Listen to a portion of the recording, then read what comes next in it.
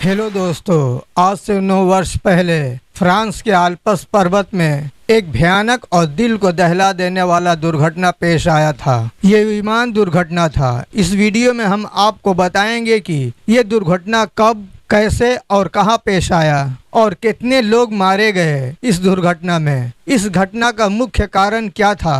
ये घटना बहुत डरामाई और डरा देने वाला दुर्घटना था। तो आइए वीडियो शुरू करते हैं।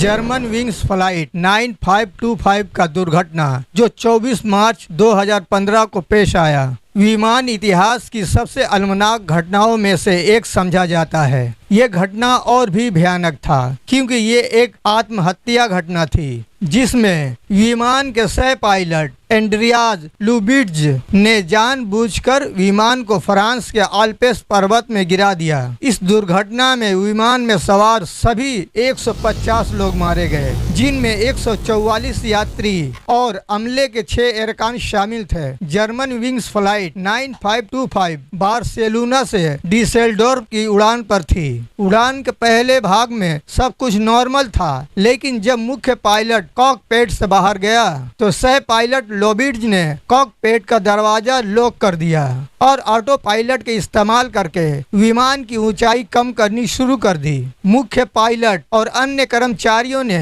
कई बार कॉकपिट में वापस आने की कोशिश की, लेकिन दरवाजा लॉक होने के कारण वे असफल रहे। विमान तेजी से नीचे की ओर जाने लगा और अंत में फ्रांस के आल्प्स पर्वत में क्रैश हो गया। दुर्घटना के बाद की जांच से पता चला कि एंड्रियास लोबिट्ज मानसिक रूप से बीमार था। वह डिप्रेशन और अन्य मानसिक समस्याओं से जूझ रहा था, लेकिन उसने अपने एम्प्लॉयर और सहकर्मियों से अपनी स्थिति को छुपाया हुआ था। जांच में ये भी सामने आया कि लोबिट्ज ने पिछले कुछ वर्षों में कई बार मनोवैज्ञानिक उपचार कराया था और दुर्घटना से कुछ समय पहले उसे डॉक्टरों ने उसे उड़ान भरने के लिए अयोग्य घोषित किया था और वह उड़ान भरने की स्थिति में नहीं था। एंड्रियास लोबिट्ज ने अपने मानसिक स्वास्थ्य के बारे में अपने आजर को जानकारी नहीं दी। इस दुर्घटना के बाद विमान सुरक्षा में कई अहम बदलाव किए गए। सबसे अहम बदलाव में से एक ये था कि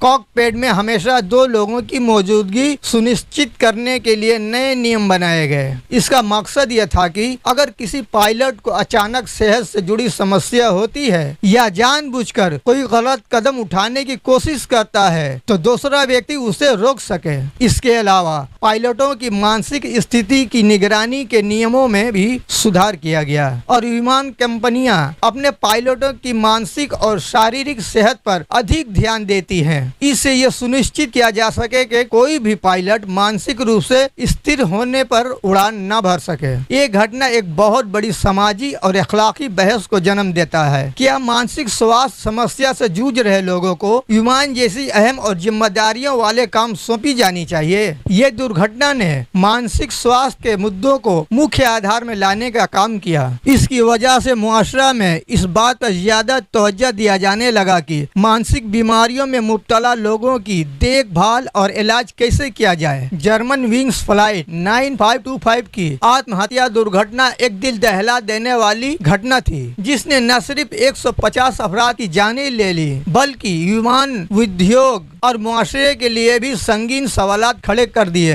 एक घटना मानसिक स्वास्थ्य के बारे में ज्यादा से ज्यादा बेदारी और हिफाजती इक़दाम में इजाफे की जरूरत को उजागर करता है। इसके बाद किए गए सुरक्षा और नियमों में सुधारों से मुस्तकबिल में ऐसे वाक़यात को रोकने की कोशिश की गई है। फिर भी ये घटना एक चेतावनी के रूप में हमेशा याद की जाएगी।